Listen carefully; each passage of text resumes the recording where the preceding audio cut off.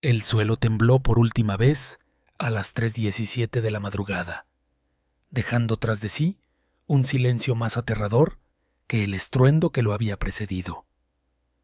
En un instante, el edificio de apartamentos de 6 pisos en el barrio de Condesa, Ciudad de México, se había convertido en una montaña de concreto y metal retorcido. Entre los escombros, en lo que antes había sido el dormitorio de un apartamento del 3er piso, Isabel Martínez, de 29 años, recobró la conciencia. La oscuridad era absoluta. El polvo aún flotaba en el aire, dificultándole la respiración. Un dolor agudo le atravesaba la pierna izquierda, atrapada bajo una viga. Pero nada de eso importaba ahora. «¿Sofía?», llamó, con la voz quebrada por el miedo. «Sofía, ¿dónde estás?». Un pequeño gemido surgió a su derecha. Isabel extendió la mano, tanteando en la oscuridad, hasta que sus dedos tocaron el suave cabello de su hija de 4 años. «Mami, tengo miedo», susurró la niña. «¿Qué pasó? ¿Por qué está todo oscuro?». Isabel tragó saliva, intentando controlar el pánico que amenazaba con apoderarse de ella. Sabía exactamente lo que había pasado. El terremoto que los sismólogos llevaban semanas advirtiendo, finalmente, había golpeado la capital mexicana con una fuerza devastadora. ¿Pero cómo explicarle eso a una niña de 4 años? «Estamos jugando a las exploradoras», dijo con una voz que intentaba sonar aventurera. «Estamos en una cueva mágica. ¿No es emocionante?». En ese momento Isabel no sabía que acababa de iniciar una estrategia de supervivencia que no solo mantendría vivas a ambas durante los siguientes 33 días, sino que eventualmente se convertiría en un método terapéutico revolucionario para niños traumatizados en todo el mundo. Esta es la extraordinaria historia de cómo una madre y su hija sobrevivieron más de un mes bajo los escombros del peor terremoto en la historia reciente de México, y cómo las historias que una madre inventó para mantener la esperanza de su hija se transformaron en un faro de luz para miles de niños que enfrentan sus propias oscuridades. Isabel Martínez siempre había sido una contadora de historias. De niña, creciendo en un pequeño pueblo de Oaxaca, inventaba cuentos para entretener a sus hermanos menores. En la universidad, estudió literatura, soñando con ser escritora, aunque eventualmente la realidad económica la llevó a trabajar como maestra de primaria.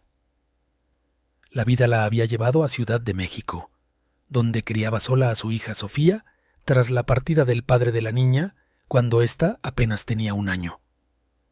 A pesar de las dificultades, Isabel había creado un hogar cálido y lleno de imaginación para su pequeña. Cada noche, como ritual antes de dormir, le contaba a Sofía historias inventadas sobre una niña valiente llamada Luna que viajaba por mundos mágicos. Nunca imaginó que este ritual se convertiría en su línea de vida en las circunstancias más extremas imaginables. La noche del terremoto, Isabel y Sofía se habían acostado temprano. A las 3:12 a.m., la tierra comenzó a sacudirse con violencia. Isabel apenas tuvo tiempo de saltar de su cama y correr hacia la de Sofía cuando el edificio entero colapsó. Ahora estaban atrapadas en un espacio no mayor que un armario pequeño, formado por 2 paredes que habían caído una contra otra, creando una especie de tienda de campaña de concreto. La pierna de Isabel estaba atrapada, pero milagrosamente Sofía no presentaba heridas graves, solo algunos cortes y magulladuras. «Mami, ¿cuándo vendrán a buscarnos?», preguntó Sofía después de que Isabel le explicara que estaban jugando a las exploradoras. «Pronto, mi amor», respondió Isabel, aunque en su interior no estaba tan segura. El terremoto había sido masivo. Sabía que los equipos de rescate estarían sobrepasados. «Mientras tanto, tenemos que ser valientes como Luna. ¿Recuerdas? La niña de nuestras historias». «¿Luna también estuvo en una cueva oscura?». Isabel vio su oportunidad. «De hecho, ¿sabes qué? Esto me recuerda a una aventura de Luna que nunca te he contado. ¿Quieres escucharla?». Los ojos de Sofía, apenas visibles en la penumbra, se iluminaron con interés. «Sí», Y así, mientras evaluaba su situación, Isabel le comenzó a narrar la primera de las muchas historias que mantendría viva la esperanza durante su largo cautiverio. Luna estaba explorando una montaña cuando, de repente, la tierra tembló y se abrió, revelando una cueva secreta. Cayó dentro y al principio tuvo miedo porque todo estaba oscuro, pero entonces recordó que llevaba su collar mágico que brillaba en la oscuridad. A medida que la historia avanzaba, Isabel usaba las manos para crear sombras en las paredes, utilizando la tenue luz que se filtraba a través de pequeñas grietas en los escombros. Sofía escuchaba fascinada, momentáneamente olvidando la terrible situación en la que se encontraban. Mientras narraba, Isabel examinaba su prisión improvisada. El espacio era extremadamente reducido, apenas lo suficiente para que ambas pudieran recostarse. El aire era polvoriento pero respirable, gracias a algunas pequeñas aberturas entre los escombros. Lo más preocupante era la falta de agua y comida. Como si leyera sus pensamientos, Sofía habló cuando la historia terminó. «Mami, tengo sed». Este era el primer desafío real. Isabel sabía que sin agua no sobrevivirían más de 3 días. Intentó mantener la calma mientras palpaba a su alrededor, buscando cualquier cosa que pudiera serles útil. Fue entonces cuando notó algo. Un líquido goteaba lentamente desde algún lugar por encima de ellas. Extendió la mano para tocarlo, y para su alivio, era agua. Una tubería rota en los pisos superiores estaba filtrando agua hacia su pequeño espacio. «¡Mira, Sofía!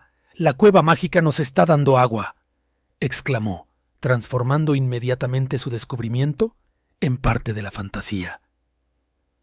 Justo como en la historia de Luna, la cueva cuida de nosotras. Usando una taza de plástico que milagrosamente había sobrevivido al derrumbe, Isabel comenzó a recolectar el agua que goteaba. Era turbia y probablemente no muy limpia, pero era su única opción. Los primeros días fueron los más difíciles. Los ruidos de maquinaria y voces llegaban ocasionalmente hasta ella ailas, pero estaban demasiado profundo entre los escombros para que sus gritos fueran escuchados. El hambre comenzó a atormentarlas, especialmente a Sofía, que no entendía por qué no podían salir a desayunar. Isabel decidió ampliar el mundo de fantasía. Cada gota de agua se convirtió en néctar mágico de las hadas. Cada rugido de sus estómagos era el dragón de las cosquillas, que vivía dentro de ellas y les hacía compañía. Cuando Sofía se quejaba del hambre, Isabel le contaba historias sobre festines mágicos, describiendo con tal detalle los sabores y texturas que casi podían saborearlos. «Cierra los ojos, Sofía», le decía. «Imagina que estás comiendo un helado de chocolate. ¿Puedes sentir lo frío que está? ¿Lo dulce? Imagínalo tan fuerte que tu lengua pueda saborearlo». Sorprendentemente, estos ejercicios de visualización parecían calmar temporalmente el hambre de Sofía. La mente de la niña era tan poderosa y absorbente que podía sumergirse completamente en estas fantasías. Al 5.º día, Isabel hizo un descubrimiento que cambiaría sus posibilidades de supervivencia. Mientras exploraba los límites de su pequeño espacio, su mano tocó algo familiar. Su bolso. Dentro, encontró un paquete de galletas que había comprado para el almuerzo de Sofía en la escuela y que habían olvidado sacar. 6 galletas. No era mucho, pero representaba la diferencia entre la vida y la muerte. Isabel decidió racionar. Media galleta por día para cada una. Nuevamente convirtió esto en parte del mundo fantástico. «Mira lo que encontré, Sofía, el tesoro mágico de la cueva, pero debemos ser cuidadosas. Las galletas mágicas solo funcionan si las comemos muy lentamente, saboreando cada migaja». A medida que pasaban los días, Isabel notó cambios preocupantes en ambas. Estaban perdiendo peso rápidamente. La herida en su pierna, aunque no parecía infectada, le causaba un dolor constante. Pero lo más alarmante era que Sofía comenzaba a pasar más tiempo dormida. Su energía disminuía visiblemente. Isabel comprendió que necesitaba hacer algo más para mantener activa la mente de su hija. Fue entonces cuando nació el reino bajo la montaña, un mundo complejo y detallado que existía justo donde ellas estaban atrapadas. «Sabes, Sofía, esta no es una cueva cualquiera», le explicó una mañana, o lo que ella calculaba que era la mañana, basándose en los cambios sutiles de luz. «Estamos en la entrada secreta al reino bajo la montaña, un lugar donde viven hadas, duendes, dragones amigables y toda clase de criaturas mágicas». Los ojos de Sofía se abrieron con asombro. «¿De verdad, mami? ¿Podemos verlos?» «No con estos ojos», respondió Isabel, tocando suavemente los párpados de su hija. «Pero sí con los ojos de aquí», añadió, tocando su frente. «Los ojos de la imaginación ven cosas que los ojos normales no pueden ver». Cada día, Isabel añadía nuevos elementos a este reino imaginario. Las gotas de agua se convirtieron en hadas acuáticas que venían a visitarlas. Los sonidos distantes de maquinaria eran dragones amigables que trabajaban en las minas. Las vibraciones ocasionales eran fiestas de duendes que bailaban. Para mantener activa a Sofía física y mentalmente, Isabel inventó misiones diarias. Buscar piedras brillantes, pequeños trozos de escombros que reflejaban la escasa luz. Practicar magia, ejercicios simples para mantener la circulación o cantar canciones para comunicarse con las hadas. El tiempo se volvió fluido, difícil de medir. Isabel hacía marcas en un trozo de escombro para llevar la cuenta de los días, pero pronto se hizo evidente que su rescate no sería rápido. Las galletas se acabaron. El agua seguía goteando, pero cada vez más lentamente. Fue aproximadamente en el día 15 cuando Isabel tuvo una idea desesperada. Entre los escombros había encontrado algunos trozos de papel y un lápiz en su bolso. Comenzó a escribir las historias que le contaba a Sophie, ilustrándolas con dibujos simples. «Estoy creando un libro mágico», le explicó a su hija. «Un libro que crece cada día con nuestras aventuras en el reino bajo la montaña. Y cuando salgamos, lo compartiremos con todos los niños del mundo». Este proyecto se convirtió en su ancla a la cordura. Mientras Sofía dormía, Isabel escribía febrilmente, documentando no solo las historias fantásticas, sino también su situación real, sus miedos, sus esperanzas. Era un diario, un testimonio y un legado, por si no sobrevivían. A medida que su fuerza física disminuía, su mundo imaginario se volvía más rico y complejo. Isabel creó personajes detallados que visitaban su pequeño espacio. Lumi, el hada de la luz; Rocco, el troll sabio que conocía todos los secretos de la montaña; Aria, la dragona cantora que les traía melodías de tierras lejanas. Cada personaje tenía un propósito terapéutico específico. Lumi aparecía cuando Sofía expresaba miedo a la oscuridad. Rocco traía consigo paciencia y sabiduría cuando la niña se frustraba. Aria llegaba con canciones que, en realidad, eran ejercicios de respiración disfrazados, para ayudarlas a mantener la calma en el aire cada vez más viciado. El día 20 ocurrió lo impensable. El agua dejó de gotear. Isabel sabía que sin líquido sus posibilidades se reducían drásticamente. Pero incluso esto lo incorporó a su narrativa. «Las hadas acuáticas han ido a buscar ayuda», le explicó a Sofía. «Ahora debemos ser muy valientes y usar la magia de conservación que nos enseñó Rocco». Isabel sabía que la deshidratación pronto causaría confusión mental, así que intensificó sus esfuerzos de escritura, determinada a documentar todo lo que pudiera, mientras su mente permaneciera clara.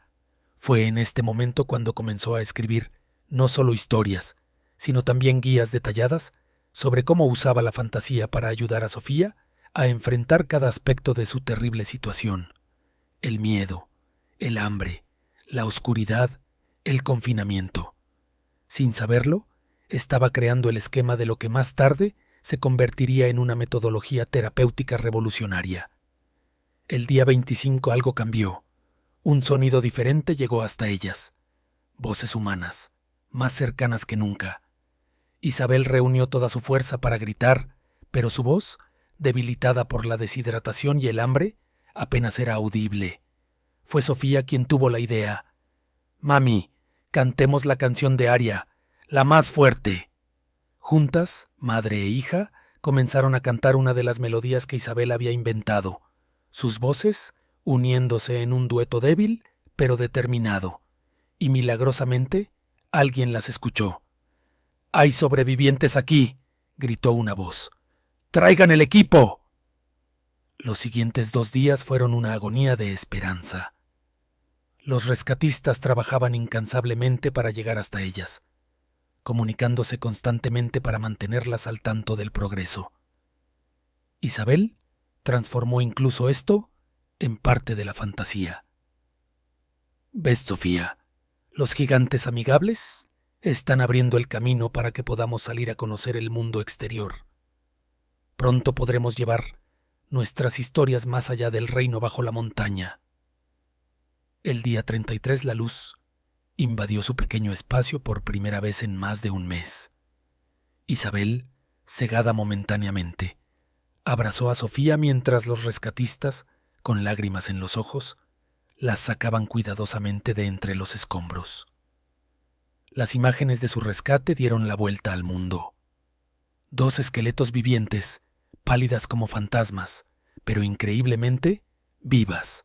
Los médicos no podían explicar cómo habían sobrevivido tanto tiempo con tan pocos recursos. Algunos hablaron de un estado metabólico alterado, otros de pura fuerza de voluntad.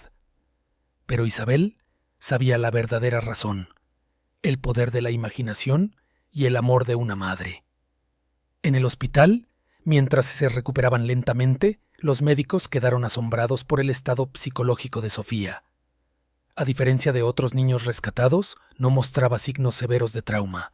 Hablaba de su tiempo bajo los escombros casi como una aventura, describiendo con entusiasmo el reino bajo la montaña y sus habitantes.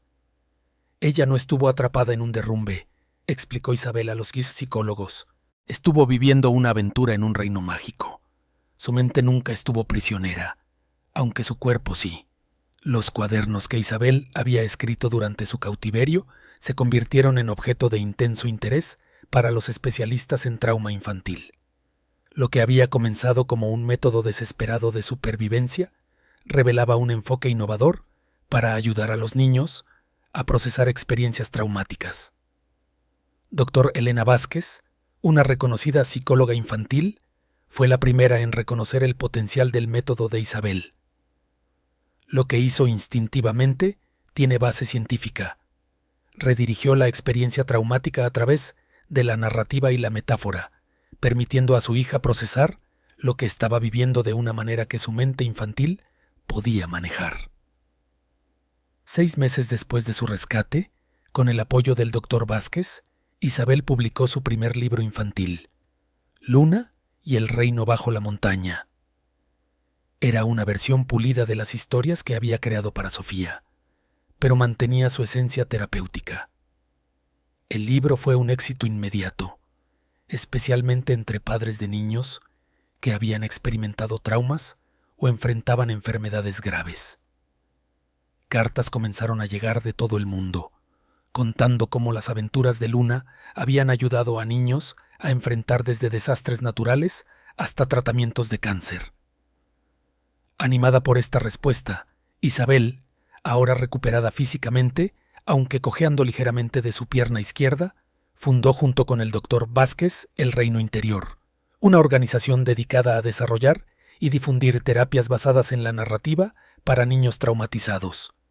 El método que habían desarrollado, formalmente llamado terapia de inmersión narrativa, combinaba elementos de la terapia cognitivo-conductual, el juego de roles y la narración tradicional. Su premisa era simple pero poderosa: permitir a los niños reinterpretar sus experiencias traumáticas como aventuras donde ellos tenían agencia y propósito.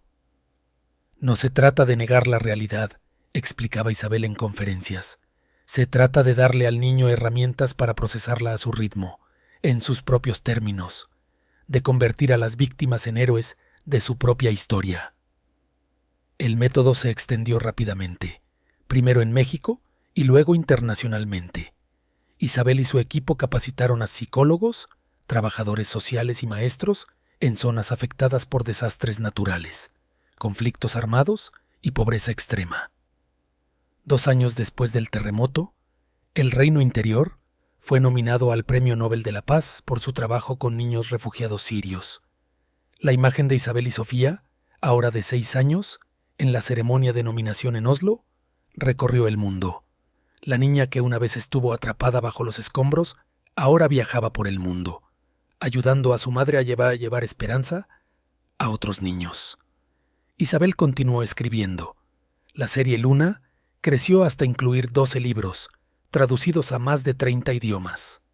Cada libro abordaba un tipo diferente de adversidad que los niños podrían enfrentar, desde la pérdida de un ser querido hasta enfermedades crónicas, siempre utilizando el mundo fantástico como vehículo para procesar emociones complejas.